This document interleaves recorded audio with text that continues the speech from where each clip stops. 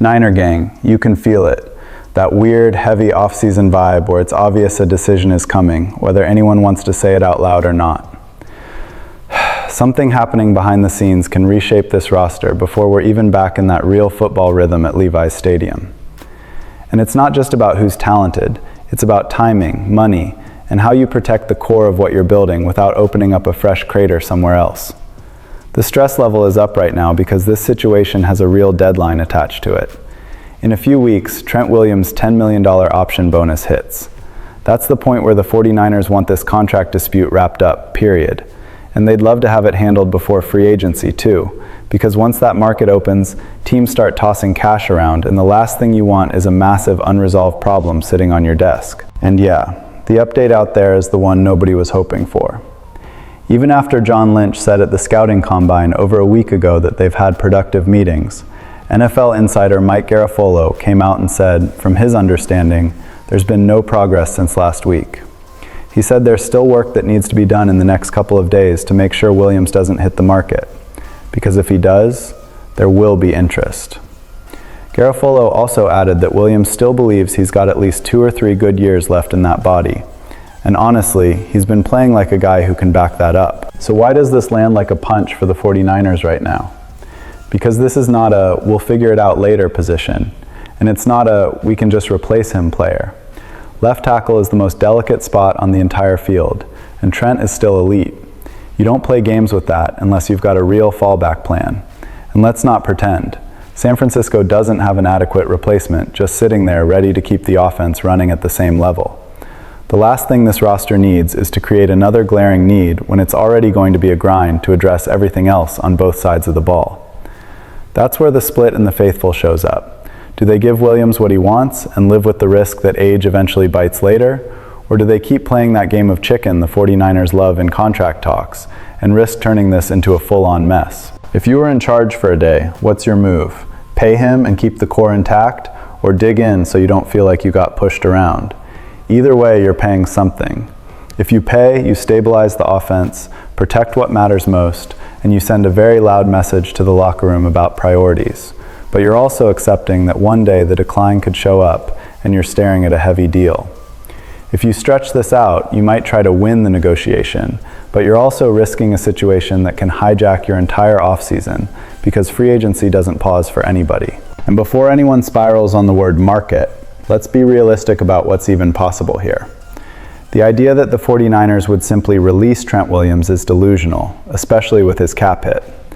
If there was ever a universe where they truly wanted to move on, and that's a massive if, a trade would be the only practical route. But that's not what this feels like.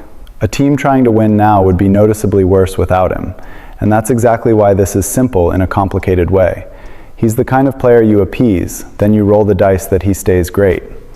And if the 49ers paid him and he declined later, nobody would blame them for taking that swing. He has the leverage anyway. The team just needs to finish this and keep it from dragging into a long, ugly saga. Now, while that's still hanging over everything, there's another conversation building in the background. On the surface, it can sound like a luxury move, but sit with it for a second. It might actually be the smart way to protect the future of this offense. Because yes, the 49ers are expected to be busy once free agency hits. The core is mostly intact, which is a good thing, but that's not a reason to sit back, especially when there are quality options out there who can address real needs. John Lynch has made it clear the defensive line needs to be upgraded, and nobody's arguing the pass rush slipped. But there's a growing case that the most aggressive, long-term move could come on offense instead. The name that keeps popping up there is center Tyler Linderbaum. And once you look at the resume, it clicks. He's 25, he's already made 3 straight Pro Bowls before turning 25, and he ranks 5th among PFF's highest graded centers. That's not just noise, that's consistent, durable, high-level play at a position that makes everything else work. And with uncertainty around Trent Williams' long-term future in San Francisco, whether because of this dispute or the reality that he'll turn 38 before the season begins, it makes sense to think ahead. Linderbaum is nearing the end of his rookie contract with the Ravens, and if he gets to the market, multiple teams are going to be interested. Even if he's likely to stay in Baltimore, that doesn't mean the 49ers shouldn't at least take a swing. The problem is the price.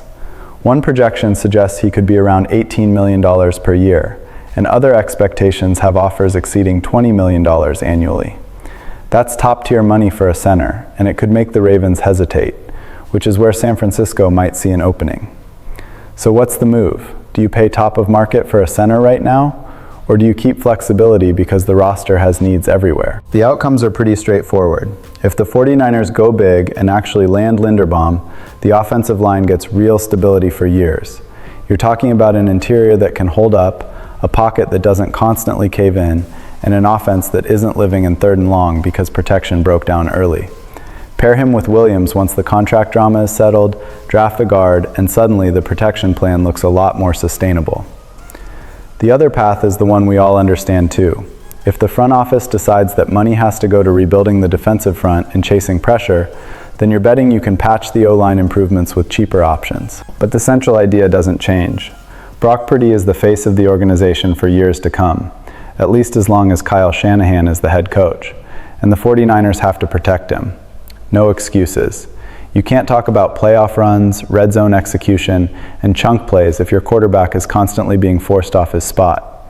And while fans naturally lock onto the biggest free agent names, the scouting side is doing what good teams do, hunting value where the spotlight isn't. That's why one prospect is drawing interest even without a combine invite. Former Missouri linebacker Khalil Jacobs wasn't invited to the NFL scouting combine, but he's still drawing interest ahead of the 2026 NFL draft, including from the 49ers. He's set to take part in Missouri's Pro Day on March 20th, and for prospects who didn't get the combine stage, Pro Day is the moment. It's where you can change how teams see you, show movement, show quickness, show you belong. Jacobs is listed at 6'1", 228. He played 4 years of college ball, spending time at South Alabama and Missouri. Over that span, he totaled 121 tackles, 16 tackles for loss, 8 sacks, and 1 interception, plus 2 passes defensed and 3 forced fumbles. In 2025, he recorded 47 tackles, 5 tackles for loss, and 3 sacks across 13 games, and he added 2 passes defensed. The advanced grading is what really pops. In 2025, Jacobs posted a 74.5 overall defensive grade from Pro Football Focus, a 78.0 run defense grade, and a 78.7 tackling grade, all career highs. His pass rush grade dipped slightly from 77.7 in 2024 to 75.3 in 2025, but he's earned at least a 65.2 coverage grade in each of the past 3 seasons. That blend, solid in coverage, reliable against the run, and still showing pass rush flashes, is exactly the kind of profile a team like San Francisco will take a hard look at if they want depth and flexibility. So I'll put it on you. If you're the GM, are you swinging on a guy like that who could rise off his pro day and develop? Or are you spending those picks on someone with a more established spotlight resume?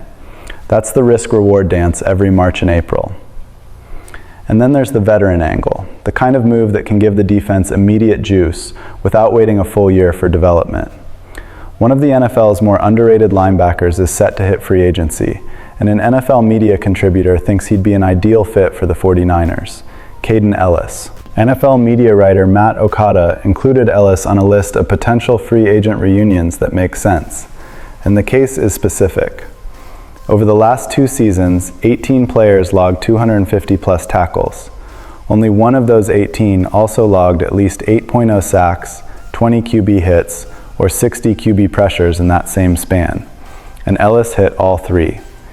He's been described as one of the most underrated players of his generation and one of the best pass rushing linebackers in football.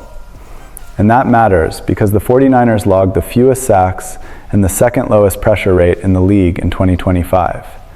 Yes, they need help on the edges, but bringing in an off-ball linebacker with real pass rush chops can change how offenses have to protect and how a defense can attack. There's also the familiarity piece.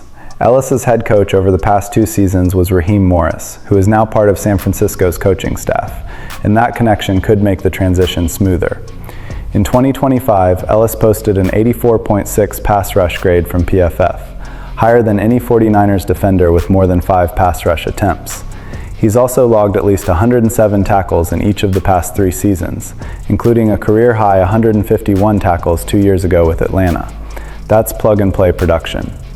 SpotTrack estimates Ellis's market value at about $9 million per year, and projects a 3-year, $26.97 million deal. So the front office has to weigh experience against the goal of getting younger.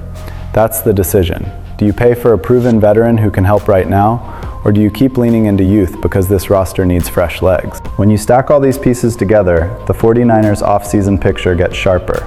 There's real tension around Trent Williams. There's a possible bold move to strengthen the offensive line and protect the heart of the offense. There's scouting interest in an under-the-radar draft prospect, and there's a veteran free agent opportunity that could help solve an immediate defensive problem. 4 different stories, all tied to the same question. What's the right balance between urgency and long-term vision? Now I want it from you. Which decision matters most? Drop your take in the comments. And if you're riding with the faithful all off-season, hit the like button and subscribe.